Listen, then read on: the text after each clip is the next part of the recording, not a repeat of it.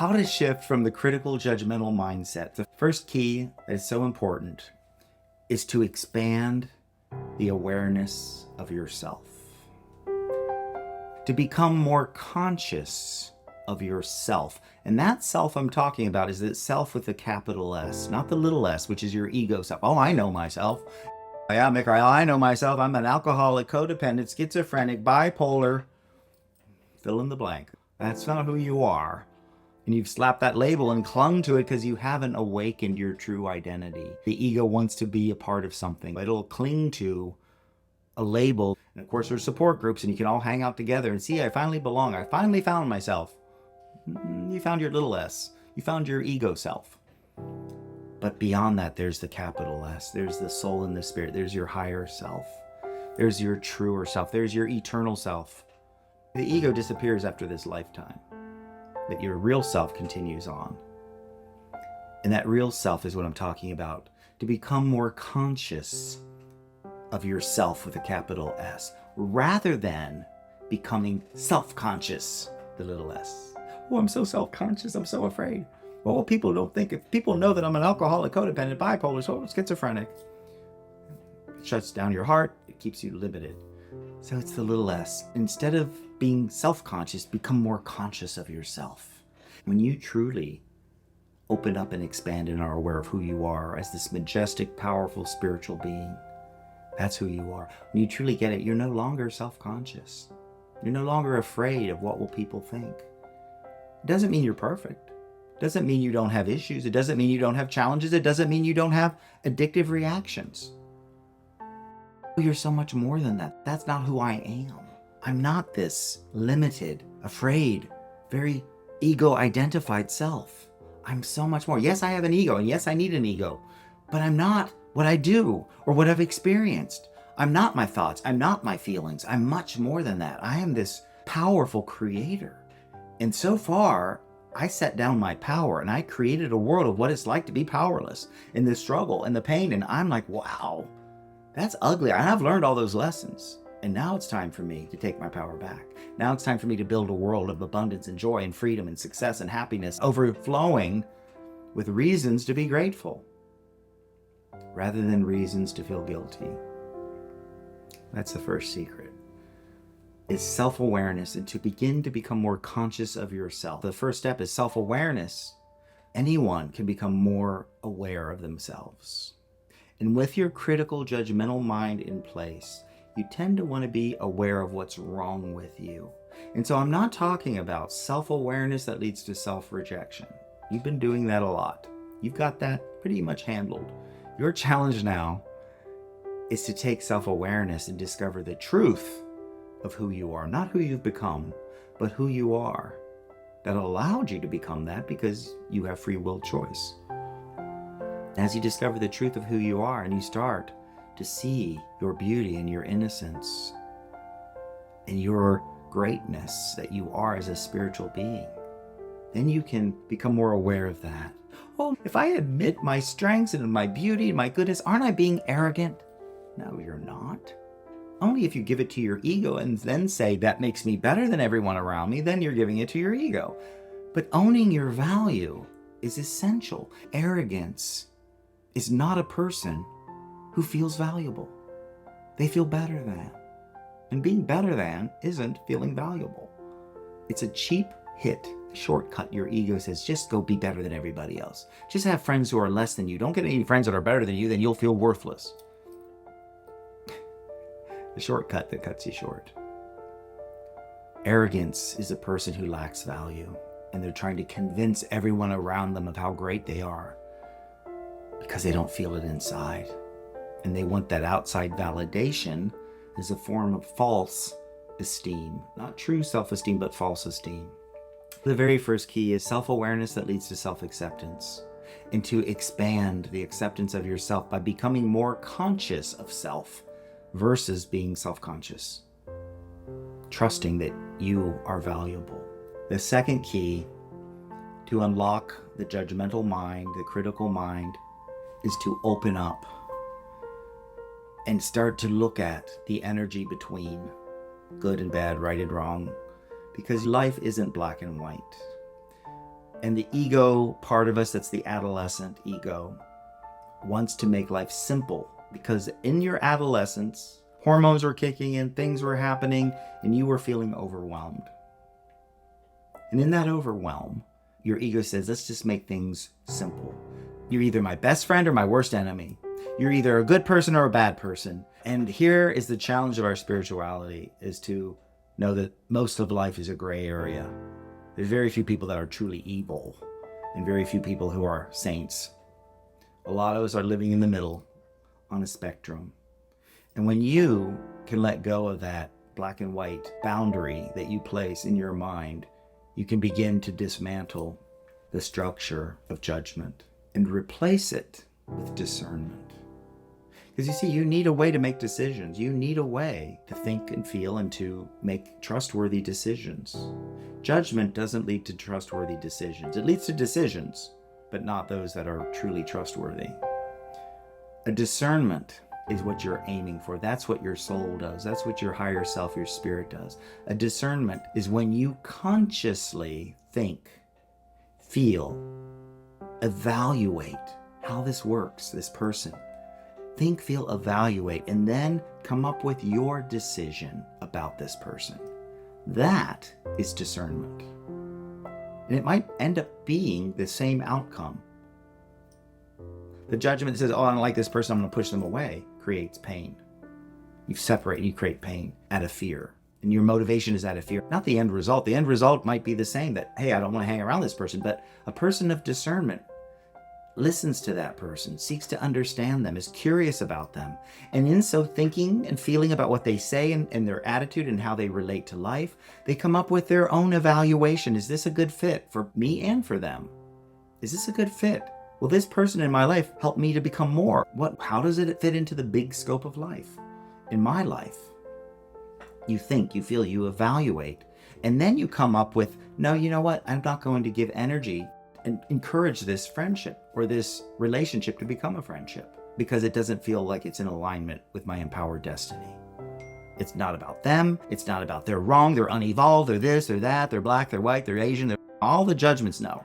And that separates, but in a way that doesn't create necessarily the pain that a judgment would. Because you're doing it based on wisdom, not on reaction. You're responding, being responsible for who you let into your life, who's going to be a part of your life, where the ego is reacting out of fear and judgments and pushing away and never giving that person an opportunity. And they don't really know that person because they didn't really think about it. They didn't really feel. They looked at them and they came up with a quick judgment, simple answer, and then shut down communication and pushed them away. And they never really knew the person. Does that make sense, folks, what I'm saying? The difference here, judgment and discernment. Because you can't just leave an empty hole and stop judging. You will never just stop judging. You need to put something in its place. You need to do things differently. And discernment is what the spiritual elevation of making decisions come out of, not judging. That's the second area, the gray area, either or. You got to let go of that. The first key was self-awareness that lifts and expands self-acceptance. The second key was the gray area of either or, thinking and know that I need to start to discern rather than judge. That allows you to look at the gray area, not to simply categorize something as good or bad, right or wrong, black and white quickly, without really knowing this person in front of you. When a woman comes up to you, you have a judgment about a woman, or a man comes up and you have a judgment about a man, and they come up and you project that onto them. You don't know who this person is. You're projecting your past, and thus you have judged them through projection. Instead of humility says, I don't know who this person is. And yeah, they look similar to somebody I used to know that did certain things, but I'm not going to assume that's what they do. I'm going to be in the present moment. Has anybody heard about the value of being in the present moment? Discernment lets you be in the present moment. Judgment steps you back into the past. It keeps you stuck in the fear of the past or the fear of the future. The fear of what happened to me in the past is going to happen again, and this person looks like them, so therefore I'm going to bail or whatever. The third key to unlock and set yourself free from this prison of judgmental, critical thinking is to understand the twist and the distortion that the dominating, chauvinistic definition of competition has done to your ability to evaluate. Okay, I've never said those words before, so I'm hearing that for the first time. Competition, to compete, has been twisted by the ego and the chauvinism and that false sense of dominating power that says in order to compete, I gotta be the best. I gotta win at all cost.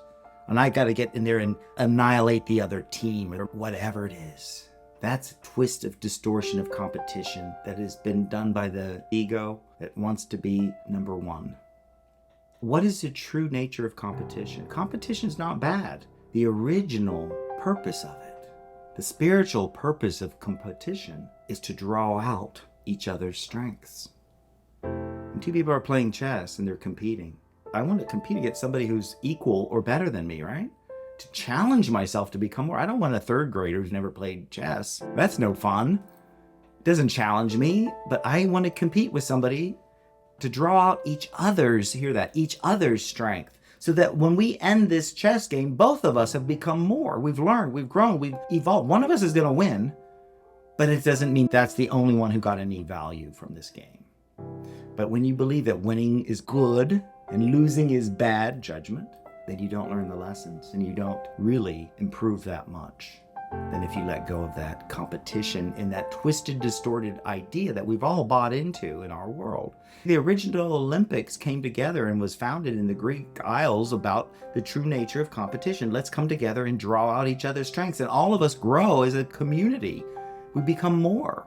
Not top dog that I gotta beat, where competition now in boxing is biting off another opponent's ear. That's the hostility and the degradation that has happened from the ego and domination that has to be number one at all cost. That is the twisted competition. But I'm here to say you need to restore your relationship to competition. Competition can draw out your strengths. It's important to, quote, compete, to become more, and to help another person to grow and become more. With competition comes what is natural to human beings, and the mind is to compare yourself to another person. See, comparing yourself to another person isn't bad and wrong. Yeah, we're different. We're all unique individuals. There are certain things that my partner has that are strengths that I don't have, and there's certain things that I have that he doesn't have. That doesn't mean I'm better than or he's less than. We're different. And that's a beautiful thing. We can lean upon each other's strengths and weaknesses, and we can help us to grow together. That's what it's all about. It's not a black and white either or. And comparison is natural. We're here to compare. Why? So I can be better than, and by always looking at who's less than me and what can I judge about a person that's wrong so I can feel somehow a false sense of esteem and feel better about myself. That's the twisted idea of comparison. Comparison is, can I see their uniqueness? Can I see their beauty and their individuality? I want to see the unique individual that this God being is in front of me. It doesn't eliminate or degrade my own. It's different. There's no one like me. There's no one like you. There's no one like any of us. We're all unique individual expressions of God, Goddess, all that is. There's no need to feel somehow less than unless you decide in your mind that you have to be better than. And letting go of competition and changing and lifting it to what it truly means is to come together and to strengthen each other, to challenge each other to grow. And guess what? Within challenge, you become more, and you feel the joy that competition can produce in you. And you can feel the growth and the strength and the value, even, hear this, even if you don't win. Even if you don't win. You lost that set. But look what I learned about myself, and look how I stretched myself to become more, so that the next time I play, I'm going to be even better because of that game that I lost, as an example. That's the third, is to shift and lift competition into what it truly means to draw out each other's strengths. And yes, comparing yourself to another person isn't human nature, but it could be to compare our uniquenesses. What makes us unique rather than what makes us different. See, different has this sense of separation to it, doesn't it? You're different than me. Yeah, that's true. But you're unique. You're uniquely you, and I'm uniquely me. And yes, in those uniquenesses, there's difference. Let me explore and compare and see the beauty in others, not compare just what they lack that I have better, but let me see what they have even more than I do that I can grow and be inspired by. Hear that? Be inspired by maybe becoming more because they have this strength and I don't. And I hanging around them, the law of resonance, and being around them and being in their vibration is going to help me to become more like them in their strengths. And they can become more like me in my strengths. We can balance each other out rather than judge each other and separate and compete and compare and create pain and ultimately negativity. I'm a tennis player and I love to play tennis and I love to win, but I love the process of competing with somebody who's even more than me. And it's scary at first, but it's like it draws out the strengths. I really appreciate them and working with them, and I get inspired by them. When you have this feeling of unworthiness, then you become jealous of other people. You become envious of them instead of inspired. And that's the putrefaction of that judgment that the ego holds. That's the third key. Fourth key to unlocking the judgmental mind is you got to heal your adolescent, the adolescent part of you. You all done inner child healing, I'm sure, or you know about it at least, and you have the tools and the resources that you can do inner child healing. And I highly recommend you start there. Don't start with the adolescent. It's a little bit more tricky to handle than your inner child. Your inner child is much more open to receive love and be loved and be connected. And if you haven't done the inner child work, do the inner child work. If you don't know how to do it, there's lots of resources. You can go on to Insight Timer. I'm sure there's people who've done lots of meditations on Insight Timer or different classes on it. Check it out. Once you got the inner child in a position that is safe and connected, no longer conforming, you're that conforming inner child, but now that inner child is free to be itself. Then you lift and shift to start understanding your adolescent. The adolescent's more complex than the inner child. That's where your judgments began. Little children don't have judgments. They take everything. That's why you take in all these beliefs that were given to you. You don't judge them. You let them in, and you adopt a lot of beliefs that weren't for your benefit, so to speak. But you also let in a lot of beliefs that were. So it's not either or, it's both.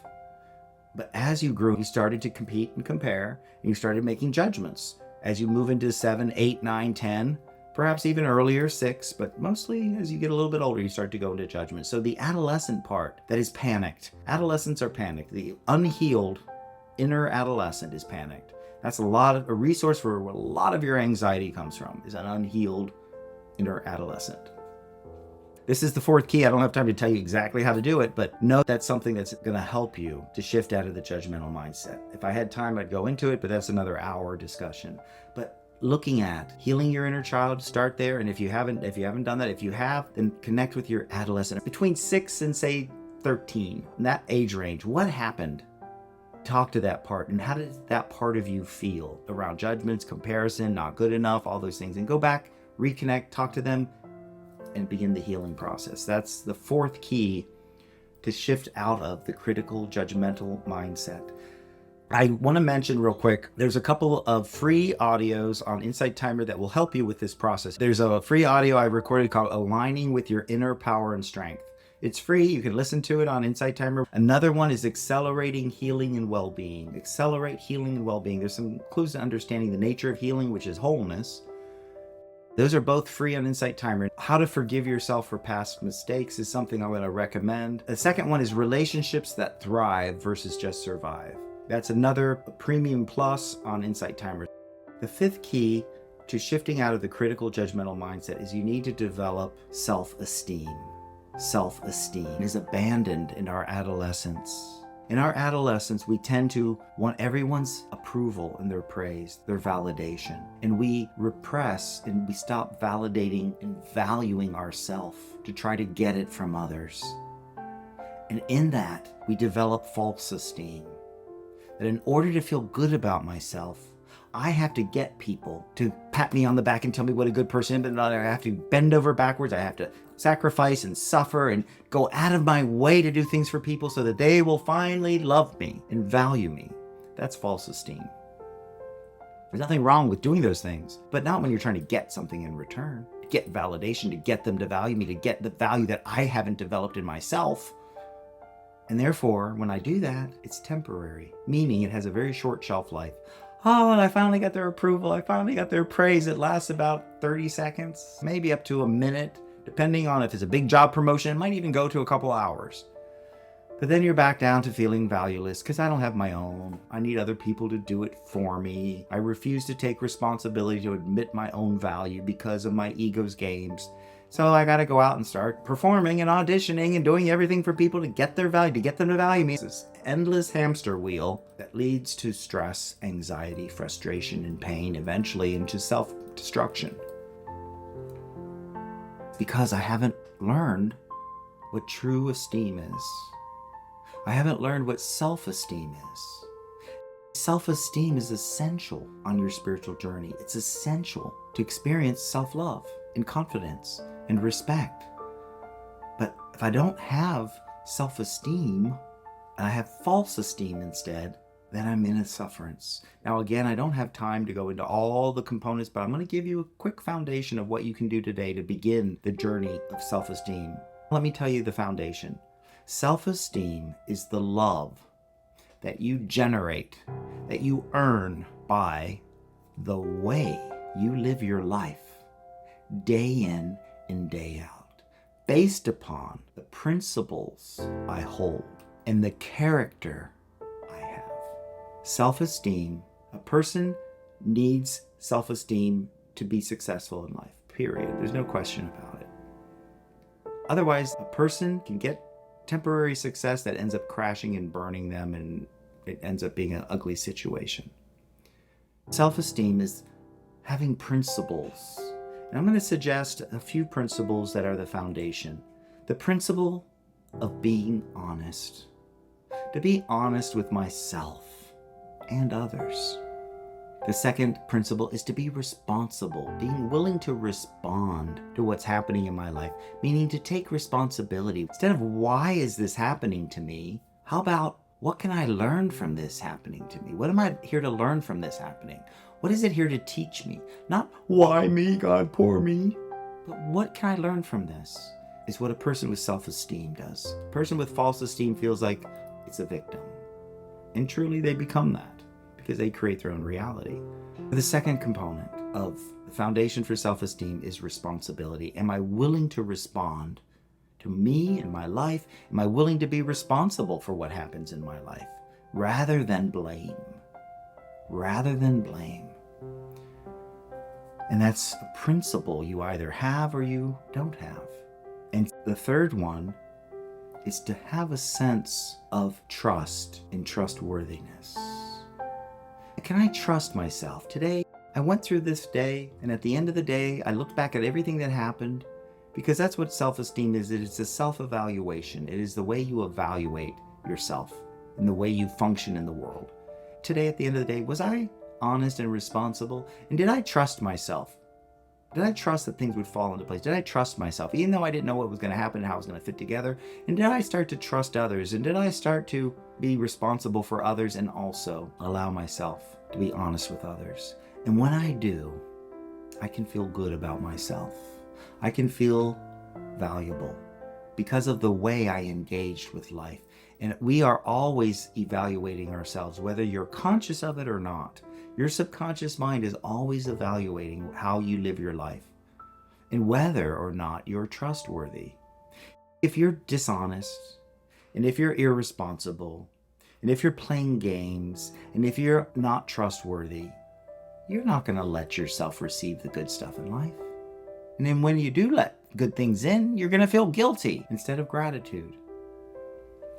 But when you can shift and say, I'm going to build and base my actions today on my principles. And even though it would have been a shortcut and easier for me to tell a lie, even though it would have been easier to be irresponsible, I'm going to choose to do the right thing because it is the right thing for my growth, for my soul, for my spirit, where I can now begin to become trustworthy for my own self and trustworthy of others, towards others. Self-esteem. It's a journey. And there's a lot of substitutes because you need esteem to get through life. So if you don't have genuine self-esteem, you will replace it with false esteem. And there are 7 different things I don't have time to go into there, but just know that if you feel this is on target with you, go check it out, listen to the course, or find ways of developing your self-esteem. There's probably other courses out there. I don't know of any off the top of my head to share with you, but develop self-esteem is the fifth one, because it is the lack of self-esteem, it is false esteem that keeps the judgmental mind alive, keeps the criticism, because you see, I don't value myself, so I can't value other people. I don't value myself. I feel unworthy and not good enough. I've got to get everyone's approval and praise. And I go into judgments that I'm not good enough, first of all, and telling myself lies. That the lie that I'm telling myself is that their approval is somehow going to make up for the lack of my own. It never does. It never does. That's the fifth key. The sixth key is owning the unlovable parts of yourself, meaning to know that you have weaknesses and there are things that you've done in the past that you're, quote, ashamed of. There's things you've done. You might have an ego that does things, that pulls the rug out, or that sabotages you, or does other things. I've tried to control that. I've tried to repress it. I've tried to hide it from people so they don't see it. In other words, I've tried to dominate that part of me. And yet it always seems to fall apart. I end up back where I started. Love is the answer. Love is the answer. You've heard that. I'm not the first one to say it by any means. But loving the unlovable parts of ourselves? Oh, Michaiel, that sounds too difficult. But what does love do?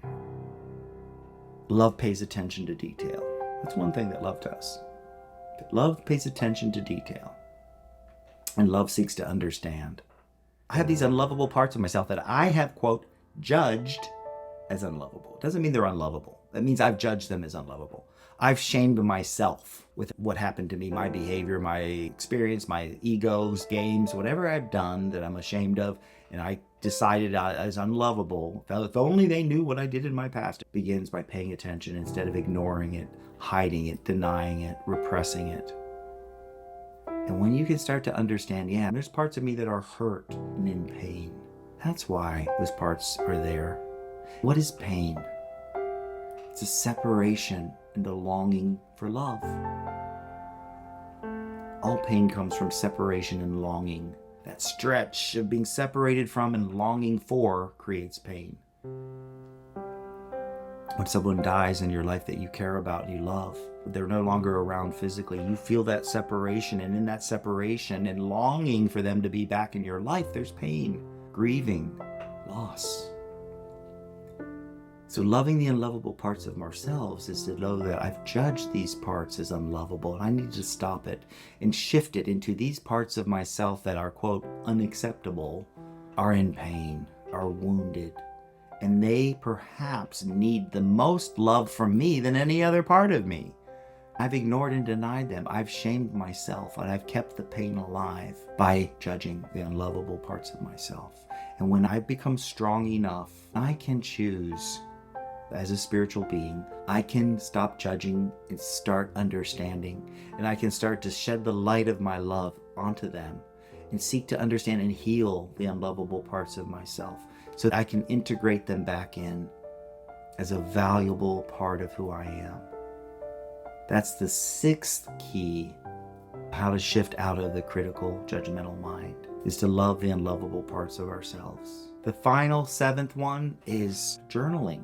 In order to really understand yourself, you need to self-reflect. That's why we have an ego and a truer self. In order to self-reflect, you need to understand, and you need to think and feel. You need to evaluate and discern. So you need to self-reflect. You need to take time to pause, to push in the clutch, to go into solitude somewhere by yourself and get a legal pad and write at the top, me and my judgmental mind. Own it. I have a judgmental mind. A part of it, not all of it.